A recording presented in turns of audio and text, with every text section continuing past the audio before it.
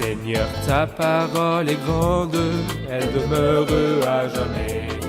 Ta parole est infaillible, rien ne peut la supprimer. Bienvenue, chers spectateurs du monde entier, soyez les bienvenus dans un nouvel épisode du programme d'études quotidien Toute la Bible.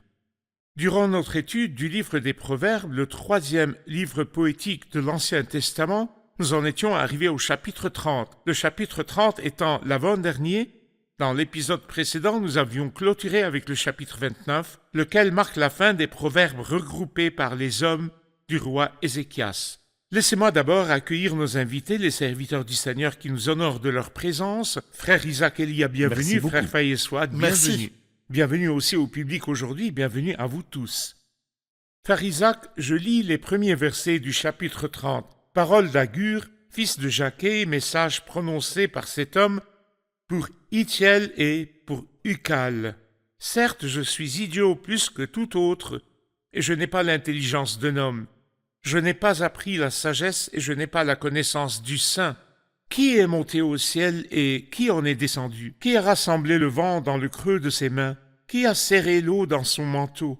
Qui a fixé les limites de la terre? Quel est son nom et quel est le nom de son fils, le sais-tu? Toute parole de Dieu est pure. Il est un bouclier pour ceux qui cherchent refuge en lui. N'ajoute rien à ces paroles, il te reprendrait et tu apparaîtrais comme un menteur. On voudrait un commentaire sur ces versets. En fait, ces paroles-ci sont bonnes et proviennent d'une personne qui est respectable. Agur, dont nous n'entendons parler que dans les Proverbes 30, son nom veut dire celui qui rassemble. Fils de Jaquet signifie celui qui rassemble piété et dévotion. C'est un oracle adressé à deux personnages dont nous n'entendrons plus parler. Le mot oracle signifie prophétie. Ainsi, Agur avait prophétisé sous la forme de quatrains. Comme nous le voyons dans ce chapitre, il y a 7 quatrains qui ont des significations réelles et spirituelles profondes et portent aussi une pensée prophétique. Donc c'est quelqu'un de respectable, puisqu'il se décrit d'une certaine façon. Si quelqu'un se décrit d'une façon magnanime, il ne se serait décrit plus humblement. Il dit, certes, je suis idiot plus que tout autre et je n'ai pas l'intelligence d'un homme. Je n'ai pas appris la sagesse et je n'ai pas la connaissance du Saint. Et ceci est le début du chemin vers la vraie sagesse.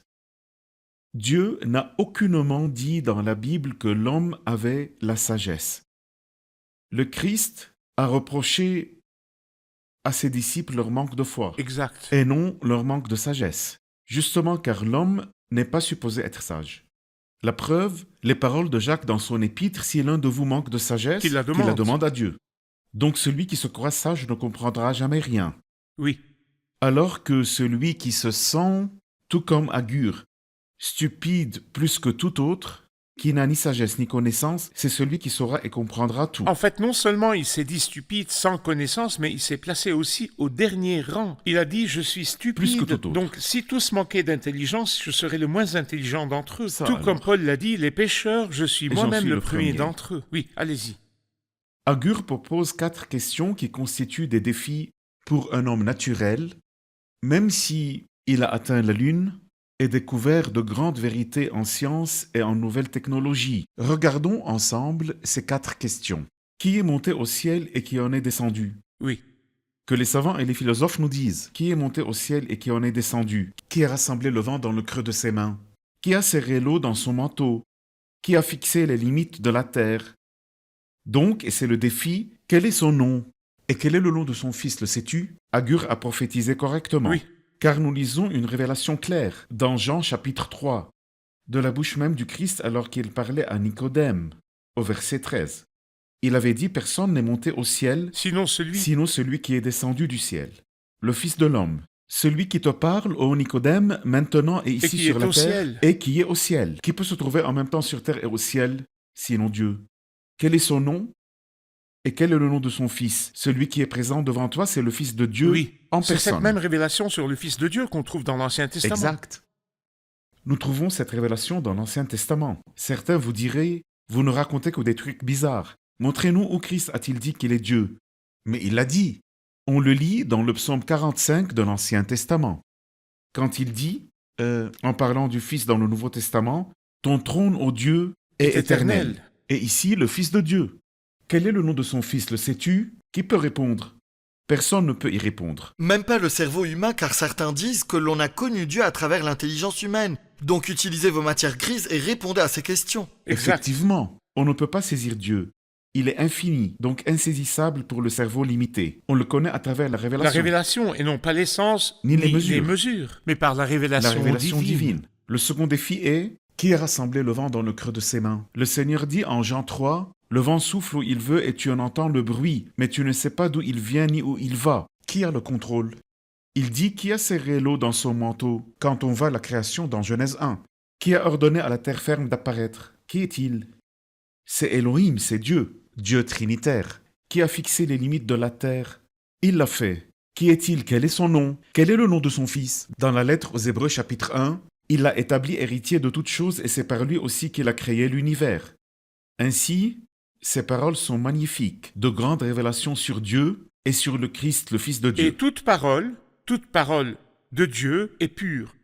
Ce ne sont pas des paroles d'hommes, mais bien celles de Dieu, et les paroles de Dieu sont pures. Plusieurs tentent de trouver des erreurs dans la Bible. Les paroles de Dieu sont Pures. pures.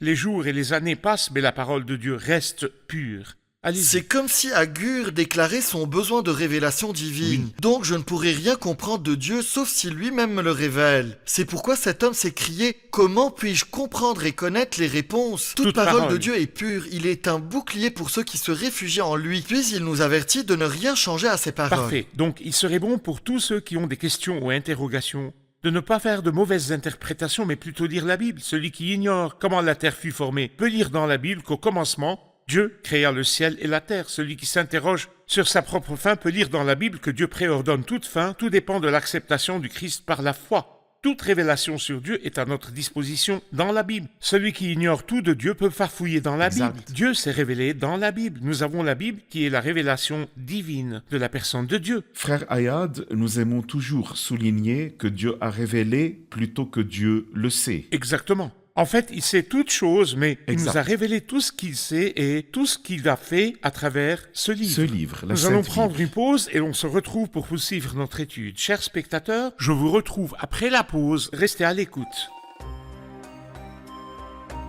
Christ est le seul roi à appliquer la justice sur cette terre.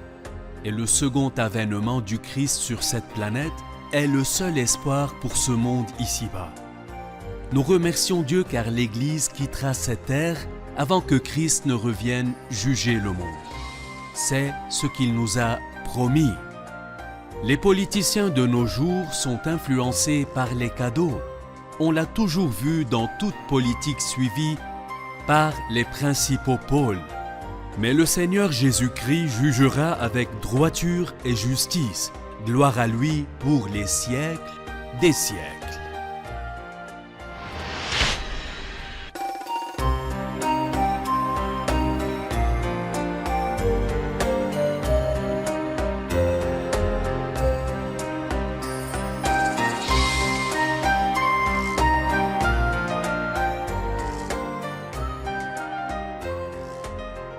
Nous sommes de retour, chers spectateurs, pour poursuivre l'étude du chapitre 30 du livre des Proverbes. Dr. Fayez, les versets 11 à 14 contiennent des termes qu'on doit impérativement discuter. À partir du verset 11, il existe une génération qui maudit son père et qui ne bénit pas sa mère. Il existe une génération qui se croit pure et qui n'est pas lavée de sa souillure. Il existe une génération aux yeux hautains et aux paupières insolentes. Il existe une génération dont les dents sont des épées et les mâchoires des couteaux pour dévorer les plus humbles sur la terre et les plus pauvres parmi les hommes. De qui parle-t-il ici? En fait, le terme génération ne définit aucune période ni une tranche d'âge précise, mais il veut plutôt dire un certain genre. En ce qui concerne les 4 questions, on vient d'entendre le beau commentaire du frère Isaac. Si l'on veut mettre un titre au premier quatrain, je dirais « L'ignorance de la personne humaine ». Et ces 4 questions testent l'intelligence de l'homme. Et le résultat, c'est qu'il ne sait rien de rien. Et donc, il a besoin de la révélation divine. Alors comme le terme génération revient 4 fois dans ce quatrain, j'y vois la corruption de la personne humaine, c'est-à-dire les caractéristiques morales de l'homme qui ne connaît pas Dieu. Et ici, j'y vois 4 adjectifs qui caractérisent tout humain. Peut-être qu'il y en a un qui varie d'une personne à une autre, mais n'importe qui vivant sans le Christ possède les quatre, mais à divers niveaux. Il existe une génération qui maudit son père et qui ne bénit pas sa mère. J'y vois que l'homme manque d'affection. Même envers les êtres chers, il insulte même ses parents. Il existe une génération qui se croit pure et qui n'est pas lavée de sa souillure. C'est de l'hypocrisie. Il peut être impur, corrompu et méchant et se croire pur alors qu'il a besoin d'être lavé, non pas par de l'eau, car elle ne purifie pas, mais par le sang du Christ, puisque c'est le sang de Jésus-Christ, le Fils de Dieu, qui nous purifie de tout péché. Donc le premier adjectif c'est insensible, le deuxième hypocrite et le troisième orgueilleux. Il existe une génération aux yeux hautains et aux paupières insolentes. Le quatrième adjectif c'est brutal et souillé. Il existe une génération dont les dents sont des épées et les mâchoires des couteaux pour dévorer les plus humbles sur la terre et les plus pauvres parmi les hommes. Tout humain est ainsi avant la grâce de Dieu. Bon, donc dans le premier quatrain, on a vu des questions sur le Seigneur Jésus, gloire à lui, donc sur Dieu. Et bien ici, il commence aussi à nous décrire l'homme dans sa corruption. Oui. L'homme ne peut comprendre les questions reliées à Dieu. C'est l'ignorance de l'homme normal. naturel. Donc c'est la corruption de l'humain. Le public a sûrement des questions sur cette partie. Je m'en vais de ce pas chez lui recevoir une question. J'ai une question sur le verset 15, qui dit « La sangsue a 2 filles. Donne, donne. 3 choses sont insatiables. 4 ne disent jamais assez. » Ça veut dire quoi? La sangsue a 2 filles. Donne, donne. Qu'est-ce que ça signifie? La sangsue est un parasite qui colle aux pattes du cheval s'il s'embourbe ou quelque chose comme ça. Elle se cramponne à ses pattes et lui suce le sang, tout comme le fait le moustique chez nous autres humains. Bref, la sangsue suce le sang des autres. C'est l'image de l'homme, de tout humain. Tous sont des parasites qui sucent les biens d'autrui et ils ne sont jamais rassasiés. Tous les fleuves vont à la mer, mais la mer n'est pas remplie. Puis vient un autre quatrain. 3 choses sont insatiables. 4 ne disent jamais assez. Le Sheol. Oui. Le Sheol est tout simplement l'image du tombeau. Dans la langue de l'Ancien Testament, Sheol veut dire question, donc l'homme meurt. Et là, quand il y a mort, La l'âme se séparation sépare du entre le corps et l'âme. Et nous considérons que la terre entière n'est qu'une large tombe. C'est une scène dominée par la mort. Entrailles de la stérile. Quand une femme n'a pas d'enfant, elle a en elle un grand désir d'enfanter et de devenir maman. Voilà. La terre qui n'est jamais saturée d'eau, cette terre qui reçoit l'eau, c'est comme si elle était craquelée. Même si tu l'arrosais encore et encore, elle n'en aura jamais assez. Et le feu qui ne dit jamais assez, quand le feu s'en prend à quelque chose, et que je ne l'étouffe pas en lui coupant l'oxygène, il continuera à tout dévorer autour de lui. En fait, toutes ces images nous parlent plus ou moins de la destruction de l'homme. L'homme naturel qui n'est jamais satisfait. Que veut-on dire par homme naturel? Non pas qui a le L'humain- cerveau naturel. Non, mais plutôt l'homme naturel selon la Bible, dans la première lettre aux Corinthiens, c'est l'homme né d'Adam et d'Ève avec la semence du péché, la descendance d'Adam. Tout homme, en fait. Pas encore né de Dieu. Qui n'est pas né de Dieu, donc sans naissance spirituelle, l'homme naturel, que nous sommes tous d'ailleurs. Ceci avant de nous présenter devant la personne du Christ. Très bien. Que sommes-nous? Nous sommes exactement ceci. Des gens suçant le sang des autres et vivant en parasite dans la société, un monde saturé de mort, n'attendant que la mort, un monde sans fruits. Nous sommes stériles en fait, infructueux et incapables de porter des fruits. Et même plus, jamais satisfaits. La femme samaritaine dans Jean 4, elle avait soif. Alors Jésus lui dit, si tu savais qui est celui qui te dit donne-moi à boire, tu lui aurais toi-même demandé à boire et il t'aurait Toute donné de personne l'eau qui vive. boit de cette eau-ci, Aura encore de soif, cette et eau-ci plus aura soif encore soif. Et le feu qui ne dit jamais assez. Quand l'homme pourra-t-il enfin se reposer et se dire, voilà, ça y est, j'ai tout et j'ai tout accompli. Le feu n'en aura jamais assez. Combien de millions doit-il encore amasser pour qu'il soit satisfait? Ou quelle position doit-il encore atteindre pour s'en contenter? Exact, exact. Dr. Fayez, les versets 18 et 19 disent « Il y a 3 choses qui sont trop merveilleuses pour moi, même 4 que je ne parviens pas à connaître. La trace de l'aigle dans le ciel, la trace du serpent sur le rocher, la trace du bateau au milieu de la mer et la trace de l'homme chez la jeune fille. Voici quelle est la conduite de la femme adultère. Elle mange et s'essuie la bouche avant de dire « Je n'ai fait aucun mal ». Quelles sont ces choses? Laissez-moi rappeler à nos chers spectateurs que le premier quatrain parle de l'ignorance de l'homme naturel. et le second de la corruption de l'homme naturel, et dans le troisième on peut voir le destin éternel, lequel attend l'homme naturel, sauf si la grâce de Dieu le visite. Sheol et la mort, c'est ce qui attend l'homme naturel, comme nous l'a expliqué frère Isaac. Même jusqu'à sa mort, il sera incapable de porter des fruits qui glorifieraient Dieu, les entrailles stériles. Peu importe si tu lui parles de la parole de Dieu, puisque sans acte divin, l'eau, la terre aride de sa vie ne produira jamais de fruits. À la fin, il ira en enfer où le feu brûle à jamais. Le feu ne dira jamais assez. Y a-t-il une solution? Le quatrain débutant par le verset 18 nous dit que le Christ est la solution de tout problème. Exact. Et la réponse est évidente depuis le tout début du quatrain. Il parle de 3 choses merveilleuses et même 4 qu'il ne connaît pas. Et quelles sont ces choses merveilleuses? Les choses merveilleuses sont reliées à la personne merveilleuse. Qui est-elle, cette personne? C'est plus qu'évident puisqu'il n'y a personne de merveilleux associant en lui la nature divine et la nature humaine sauf le Christ. Quelle est la chose que j'ignore? C'est celle qui dépasse mon entendement. L'amour du Christ qui dépasse tout entendement. Nous abordons ce quatrain tout en nous attendant à ce qu'il traite de la personne du Seigneur Jésus-Christ et de ses œuvres. Voici la réponse au problème de l'homme. La trace de l'aigle dans le ciel. L'aigle est l'un des symboles du Christ. L'évangile de Jean parle du Christ comme étant l'aigle céleste. L'aigle vole dans les hauteurs. Il ne marche jamais sur terre. Mais si par exemple en marchant vous rencontriez un aigle par terre, ce serait un prodige. Un prodige. Oui. Alors qu'en dites-vous? Le premier miracle, c'est que l'aigle est marché sur terre. Et le Verbe s'est fait chair. Et a habité parmi nous. Dieu s'est manifesté dans la chair. C'est prodigieux, mais en quoi ceci nous sert-il? La trace du serpent sur le rocher, la tentation du Christ dans le désert. Quand le serpent, si nous osons dire, fut autorisé à ramper sur le Christ, s'il rampait sur l'un de nous, il y laisserait sa trace puisqu'on est poussière. Exact. Mais quand le serpent fut autorisé à ramper sur le rocher, Par serpent, vous voulez le dire serpent, Satan. la tentation de Christ dans le désert, pour prouver qu'il est sans défaut, car le prince de ce monde vient et il n'a Donc sur vous voulez lui dire que aucune Christ, dans prise. sa nature humaine, était sans péché. Bien sûr, Christ, Il n'a jamais n'a péché, jamais connu ni le péché et il lui blasphémé, est ni- impossible de le connaître. Jamais, bien sûr. Jamais. Il est Dieu manifesté dans la chair, inhérent, infaillible. Exact. Donc le serpent n'a Car pu le prince laisser de de ce trace monde sur le vient, rocher. il n'a sur moi aucune prise. Donc la trace d'un aigle dans le ciel réfère à l'incarnation du Christ. La trace du serpent sur le rocher réfère à la tentation du Christ au désert, qui prouva qu'il était sans tache afin qu'il devienne le sacrifice, l'agneau de la Pâque.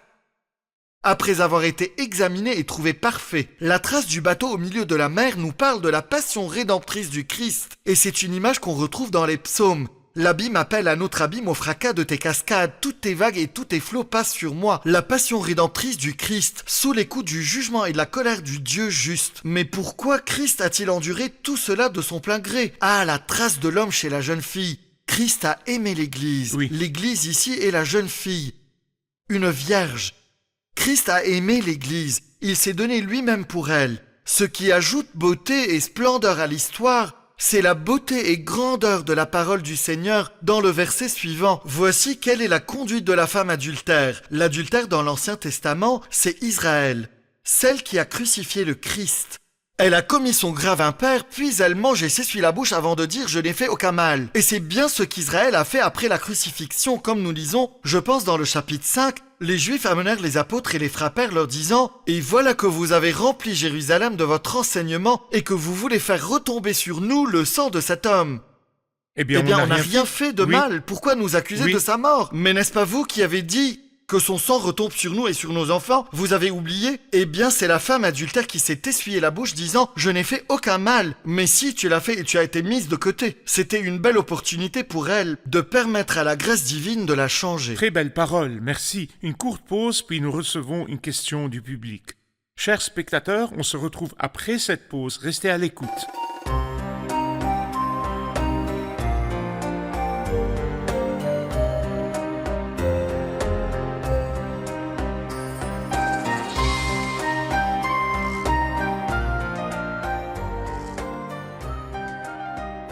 Nous revoici, chers spectateurs, pour prendre une question du public.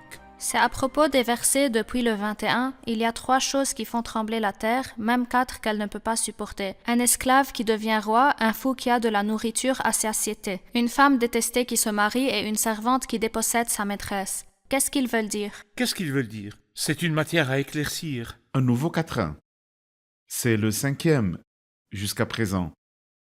C'est une image quelque peu prophétique qui va de pair avec les Que autres voulez-vous styles dire par prophétiques. prophétique? Il parle d'avenir. Oui, dans Des le jours futur. Futur par rapport à l'époque de l'auteur, donc Agur, ou celui qui parle. Il y a 3 choses qui font trembler la terre. Au fond, qu'est-ce que la terre? Qu'est-ce que la terre? Ce peut être une allusion à Israël, notamment. Car durant toutes les époques révolues, Israël était le peuple de Dieu, et il leur parlait à travers les prophètes. Tout ministère était relié à Israël. Mais il y eut un changement de cap, et ce, dans le livre des Actes. L'apôtre Paul dit dans le chapitre 21 qu'ils se tourneront vers les non-juifs. Et la terre trembla. Et à notre avis, le monde entier trembla suite à l'annonce de la bonne nouvelle. Dans les Actes, l'on dit que les apôtres ont dispersé les nations, donc renversé le monde, sens dessus-dessous. Mais pour être équitable, ils ont plutôt corrigé le monde. Quelles sont ces 3 choses et la 4e qu'elle ne peut pas supporter? Un esclave qui devient roi. C'est curieux. Nous, les non-juifs précisément, ne faisons pas partie du peuple d'Israël. Donc nous avons choisi d'être unis au Christ, et grâce à cette union, nous sommes devenus rois et prêtres. Voilà l'esclave qui devient roi. Un fou qui a de la nourriture à satiété. C'est bizarre. Donc un fou, un seul, dont les démons ont bousillé le cerveau. L'image précédente de l'esclave roi pourrait renvoyer à un autre exemple, comme Onésime. Il était esclave, mais comme roi. Il était en tête spirituellement à son maître, Philémon. Un fou qui a de la nourriture à satiété. On se rappelle de personnes qui étaient possédées par le diable, comme Marie-Madeleine par exemple. Combien furent-elles rassasiées par le Christ, le pain de Dieu descendu du ciel, celui qui donne la vie? Une femme détestée qui se marie. Donc les idiots et les fous, et les instables aussi. Nous pouvons dire aussi que nous avons plusieurs échantillons dans le Nouveau Testament. Imaginez par exemple un homme fou au pays des Gadaréniens. C'est un fou. Mais comment le voyons-nous assis, bien vêtu, lucide et se délectant du Christ? Alors là, c'est la vraie grâce divine. Et une servante qui dépossède sa maîtresse. Donc les gens qui sont littéralement esclaves, les mépriser, ceux qui n'existent pas, eh bien aujourd'hui ils peuvent hériter. Non pas d'Israël, mais on est devenu héritier de Dieu Exact. et héritier avec le Christ. Donc le fou, tout comme le possédé, la détesté si elle se marie, Marie-Madeleine, Onésime et tous les personnages du Nouveau Testament. Et toi aussi, cher spectateur, j'espère que tu as profité de ce que toi Parfait. et moi ne méritions point. Et c'est la grâce de Dieu qui s'adresse à toute nation de par l'Évangile. Exact. Dr Faez, à partir du verset 24, l'on voit un nouveau quatrain disant « Il y a sur la terre 4 animaux petits, et cependant particulièrement sages, les fourmis, peuple sans force, qui préparent leur nourriture en été. Les damans, peuple sans puissance, qui font leur habitation dans les rochers. Les sauterelles, qui n'ont pas de roi, mais sortent toutes en bon ordre.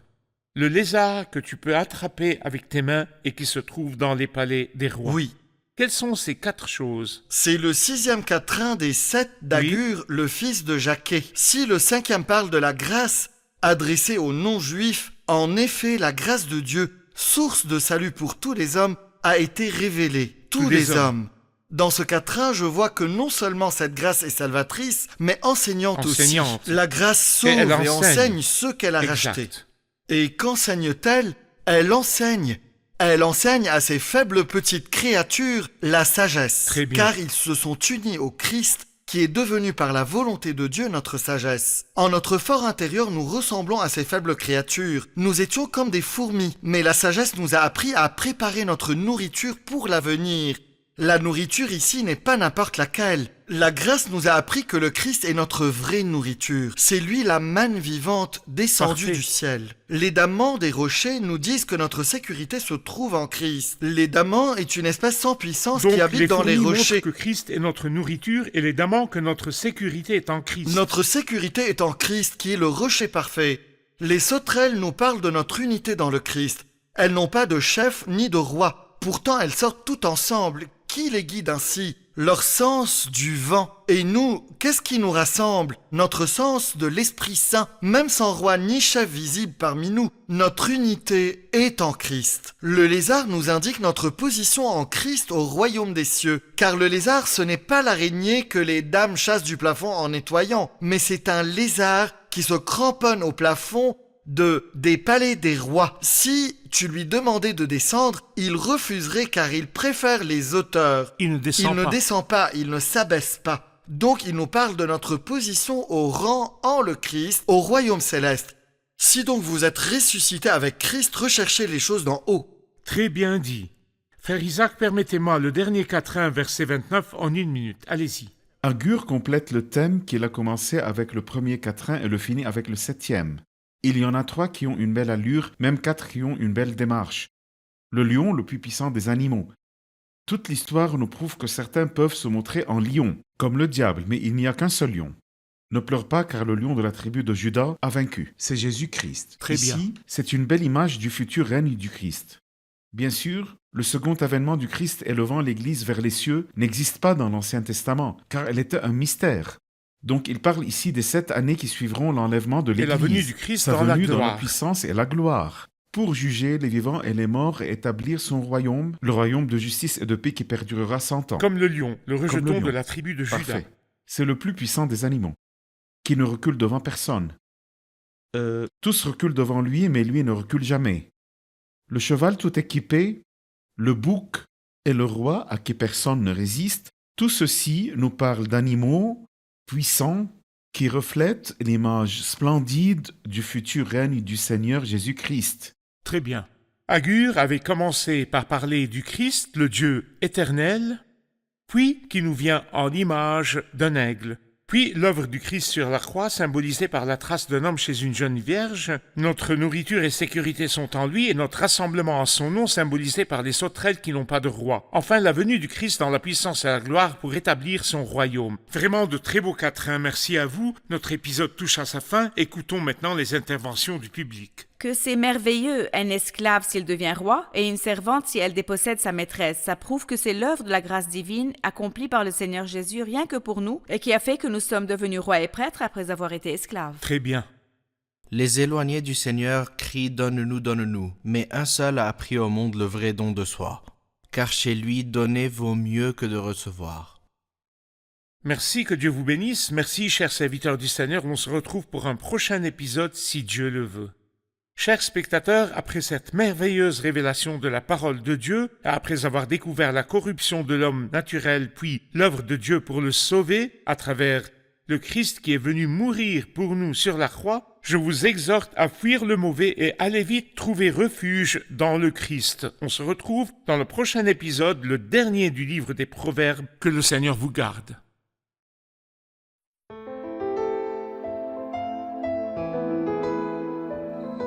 Seigneur, ta parole est grande, elle demeure à jamais. Ta parole est infaillible, rien ne peut la supprimer.